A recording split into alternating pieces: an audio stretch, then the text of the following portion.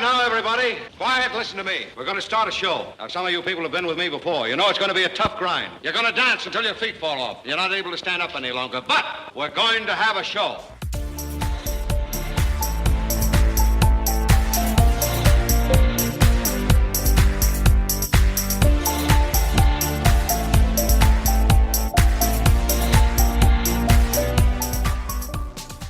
Welcome to the Pink Door Podcast. We are diving deep today, getting really specific, laser-focused on one Massachusetts zip code, Marshfield 02050.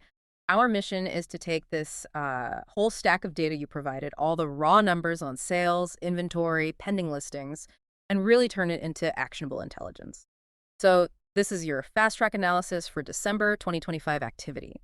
We're covering single-family homes, condos, townhouses, you name it.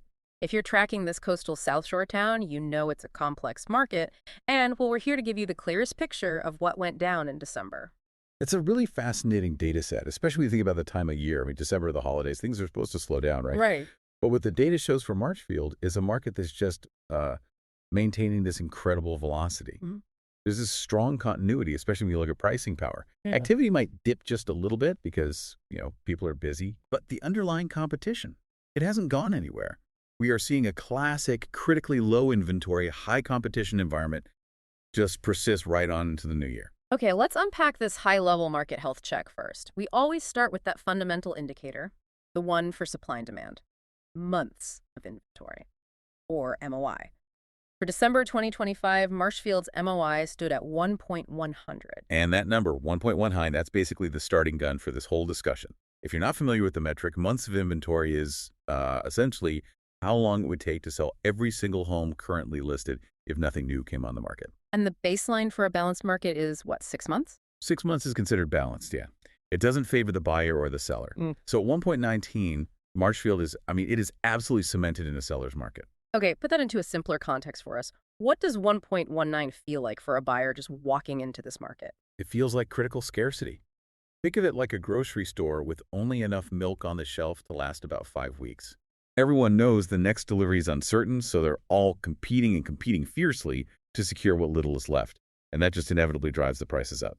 So even though the data showed a tiny increase, was it 0.83% month over month? Yeah, but that increase is just negligible. Yeah. It's noise. When the supply is this tight, demand is just far, far outstripping supply, period. Okay, so inventory's that low, you'd expect things to be selling in the blink of an eye. Let's look at the median days in RPR, which is the time a property spent active. The median was 12 days. 12 days is fast. By any standard, that's fast. The velocity is high. But here's where we need to dig into the data a little bit. Okay. That 12 days actually represents a sharp 50% increase from the previous month. Wait a minute. So historically low inventory of 1.19 MOI, but the time it takes to sell jumped by 50%. Those two facts, they feel a little contradictory. They do. Is that buyer exhaustion setting in? Or maybe just lenders and attorneys slowing down for the holidays? That is a great question, and it really highlights why we do these deep dives. I don't think it's buyer exhaustion just yet because, the prices tell a very different story. Okay. I think it suggests two things. First, yes, the holiday slowdown impacts the transaction process itself. Lenders, title companies, they take a little longer. But second, it implies that while homes are still moving incredibly fast, they might not be flying off the shelf quite as instantaneously as they were in, say, October, November. Buyers might be taking an extra few days, maybe a week, to finalize things, but the window is still extremely tight. And before we move on, let's just nail down that term for our listeners, RPR. What's that stand for? RPR is Realtors Property Resource.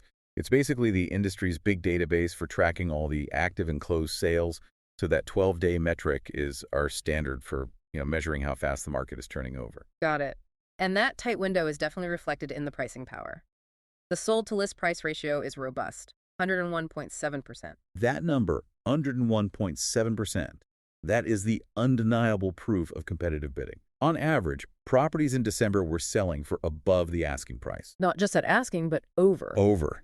And not only that, but the percentage actually increased by 0.85% month over month.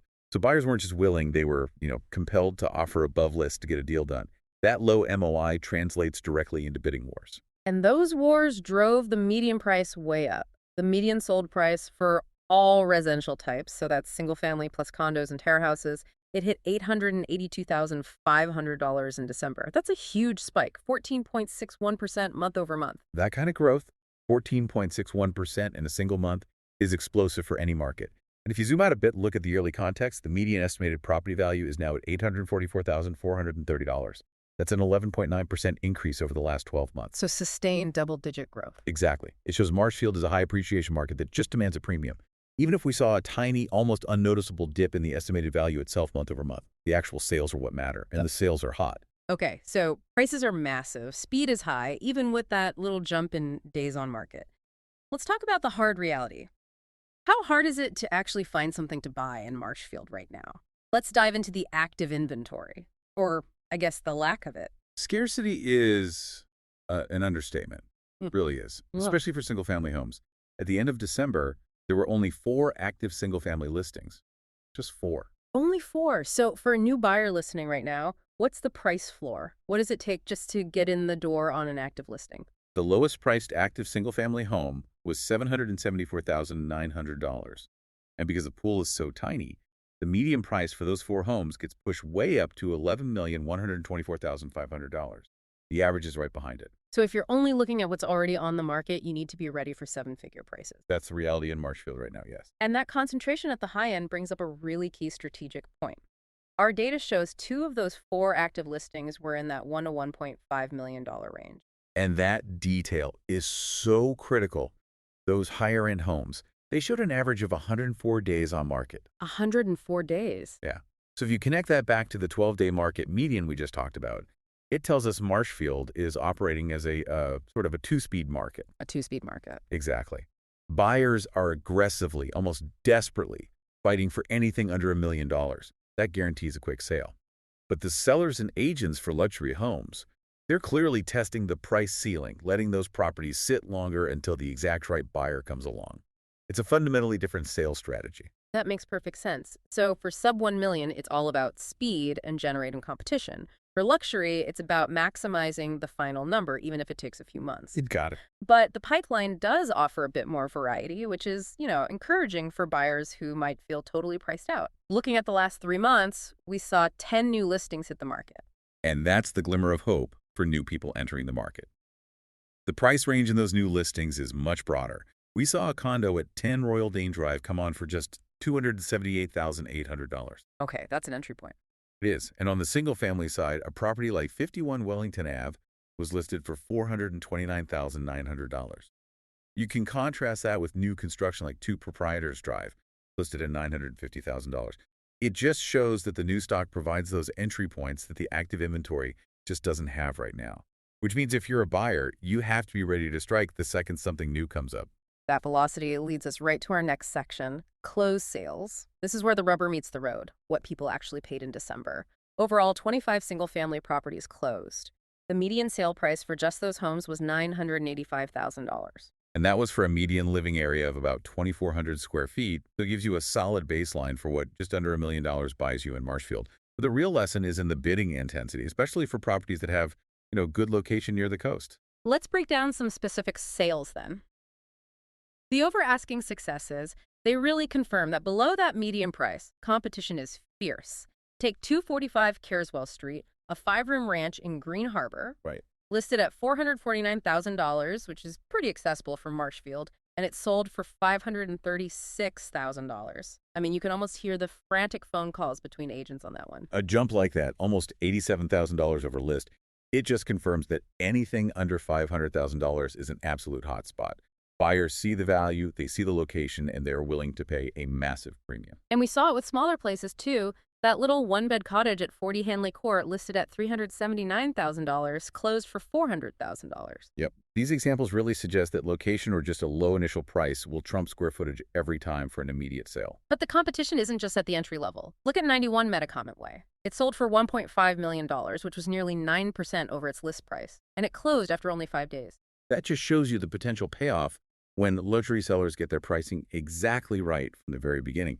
A high-quality, well-priced, large home can generate immediate, aggressive demand. It doesn't matter what the price point is. But that speed isn't universal, even in the luxury segment. We saw 3 Cottage Lane, a big 4-bed colonial, close at $1,679,000. It's a huge number, but it was originally listed higher at $1,729,000.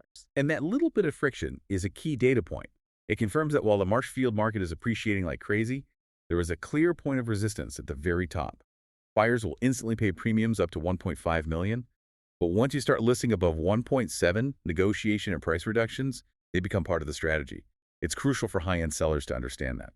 Speaking of timing, the closed single-family homes overall had a median days on market of just 20 days, so speed is still the name of the game. Yes, that 20-day median for a closed sale confirms it. The 12-day RPR median is about when the offer is accepted. The 20 days includes the whole closing process, which is still very quick. All right, that brings us to our final section. Let's look at market momentum and some of those hidden details that give us clues about where things are heading. The pending activity from the last 3 months, the sales that are about to close. We saw 10 properties go pending, which gives us a really solid sense of the pipeline moving into the new year. And the price range is wide, which is healthy. It shows the market has breadth. We saw a condo on School Street pending for just $229,900, all the way up to a large single family on Ferry Street listed at almost $1.3 million. And the time it took for these to go pending really shows that volatility, that two-speed market you were talking about. Precisely. Take 64 Carolyn Circle. It took 158 days to go pending. That's a long haul. It means there was probably a pricing issue, or it was a unique property that just needed months to find its buyer. And on the other end? You compare that to 92 Salt Meadow Way, which took just 4 days. It confirms that while the market velocity is high on average, individual homes need to hit that right combination of price, condition, and marketing to get that lightning-fast sale.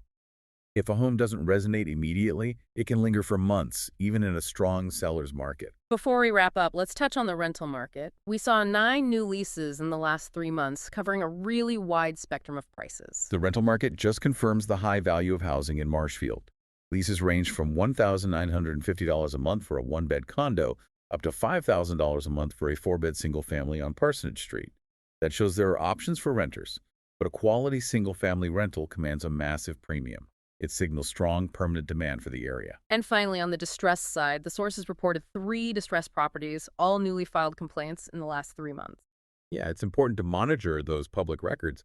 They could signal future inventory down the line, but for now they aren't active listings. They're not impacting the current market dynamic. The core story remains fierce competition for very limited assets. So what does this all mean for you? Well, Marshfield in December 2025 was a highly competitive environment. We're talking extremely low inventory at 1.19 MOI. Sales were fast, just 12 days to an accepted offer, and we saw robust price appreciation with that huge 14.61% jump in the median sold price. The key takeaway is that the market under $1 million is really what's driving these aggressive bidding wars. It's resulting in homes consistently selling above list price, while the very high end is showing some signs of price resistance. And my final thought for you to consider is this. Given that Marshfield's market clearly relies on competitive bidding, I mean, you see it in that 101.7% sold-to-list ratio, and property values are still rising nearly 12% a year. What adjustments should sellers make in their timing and pricing to capture that velocity without overshooting? Specifically, knowing that a home like that Colonial on Cottage Lane needed a price reduction to close above $1.6 million. How do you list aggressively enough to ensure speed without hitting that high-end resistance? That balance right there is where the real strategy lies in Marshfield right now. If you have any questions about this deep dive, or if you are thinking about buying or selling a house anywhere on Boston's South Shore from Southie to Sagamore, give Jim Aldred a call. He would love to speak with you, and he wants to provide you with the guidance and security to help your family move on smoothly. Thanks for listening, and catch you on the next deep dive of the Pink Door podcast.